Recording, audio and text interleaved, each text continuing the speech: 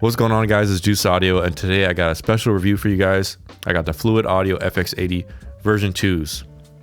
This might even be the first version 2 review on YouTube, so go ahead and hit that thumbs up button. I really appreciate it. So the FX80s have been out for a pretty good amount of time now. They've been out like for 4 or 5 years, and they also have a version before that with a little bit different design. And what they did in the version 2 is improve a lot on the DSP mainly, and a few minor changes. So we're going to be talking about that today, and if they're the right studio monitor for your studio. Let's get started. All right, guys, before we start the review, I just want to say that these are sent to me from Fluid Audio for review, and all thoughts are of my own. So I just want to talk about really quickly how I go about my testing process with any studio monitor. So the first rule I have when judging a studio monitor is I cannot judge a monitor based off the listening experience in my own studio. I have to take them to a bunch of places, and I took these things on a world tour. I took them to the professional studio, I took them to my living room, my garage, and of course I did most of my testing here in my home studio. Because I know how tricky studio monitors can be with mostly bass is the problem that I usually have room to room. But other than that, my answer here for these is that I am super impressed with how they sound, because the first impressions I have of these in every room I listen to is that they are super revealing. Something to do with this baffle design that really has an incredible soundstage and incredible imaging. It's almost as if you're wearing headphones. You know when you put on headphones and you can hear reverbs like all around you, and you can hear placement between like tracks and, you know, bass, drums, this and that. All the imaging is super, super precise. So whatever they had with this design in the baffle, I'm super impressed. And that was my first initial response. Of course, it took a while to break them in and to really listen to these. I've had these for about like 2 months now, and I really broke them in and understand how they sound now. So that was my first impression. But before I continue with my review, let's talk about the specs a little bit. So these come in at $250 right now for 8-inch woofer and a 1-inch dome. And that is a super competitive price for these. There's a lot of budget studio monitors between the 150 to 300. There's going to be like Kali's, Atom Audios, and stuff like that. And I am a huge fan of the coax design, or the coincident design that Kali calls it, because point source speakers are always just better. It's like hearing everything coming from one area that's time aligned always sounds better to my ears. So these are bi-amped. They play down to 35 hertz. And I don't know the exact SPL measurement, but these things play super loud. These are probably the loudest monitors I've had in here, which is pretty crazy because I pushed these things to the max. I topped this knob out all the way and they weren't really breaking up at all. And that was to the point where it was hurting my ears. So that's legit. So these monitors are bi-amp. So it has an amplifier for the tweeter and a separate amplifier for the woofer, and that gives a lot more clarity and lower distortion. They are front ported for the bass, and the box is pretty rigid. I'm surprised at the construction of these. They really don't resonate, which says a lot about the construction. Of course, I do my little knock test on literally everything I buy.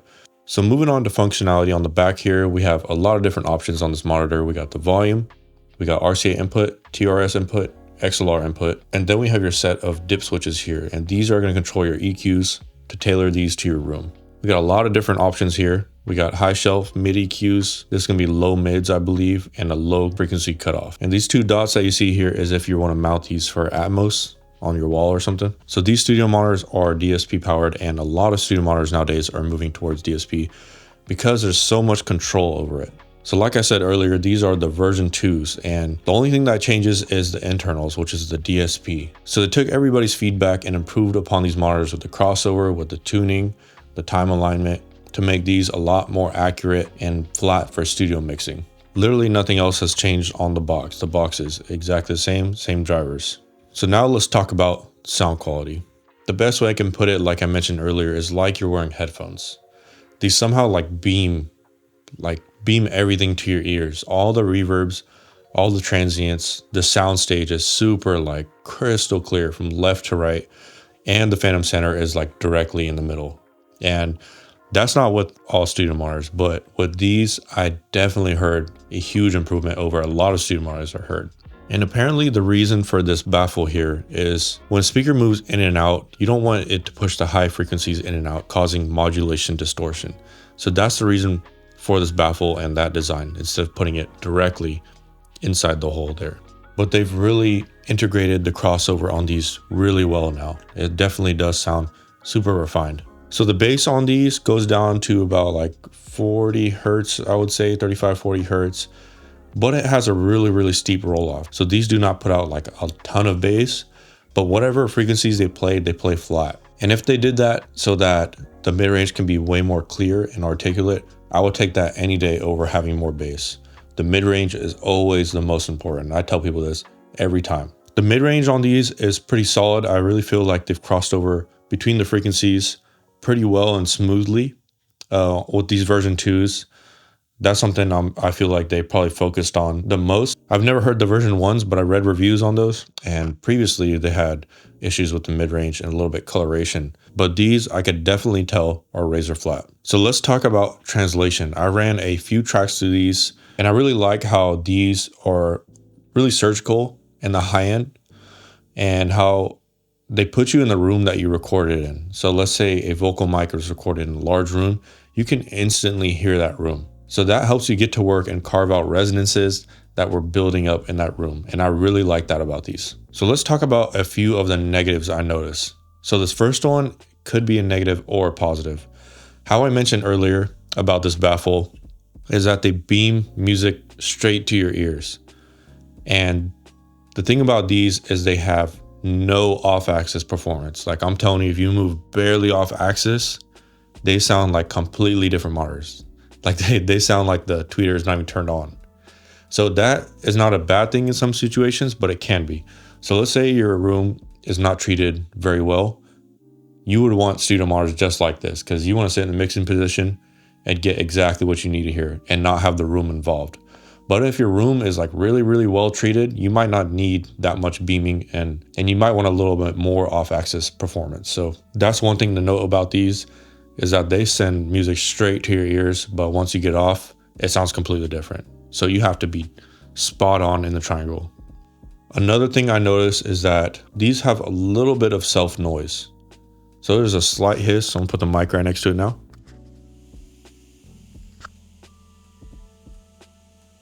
I don't know if you can hear that exactly, but I use all these monitors here as near fields, and I can definitely hear it. It's nothing you can skip over. There's a little bit of self noise, but if you're having these at midfield, like if I stand here, I can't really hear it.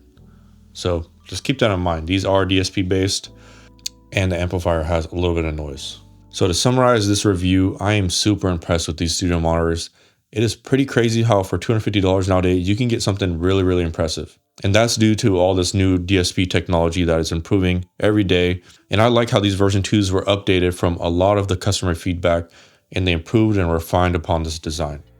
They have good translation. They have a flat frequency response for mixing. And I would highly recommend these to anybody for $250. So that's all I got to say today. If you guys like this review, comment, subscribe. And if you have any questions, just leave them down below. I'd love to answer them. Cheers.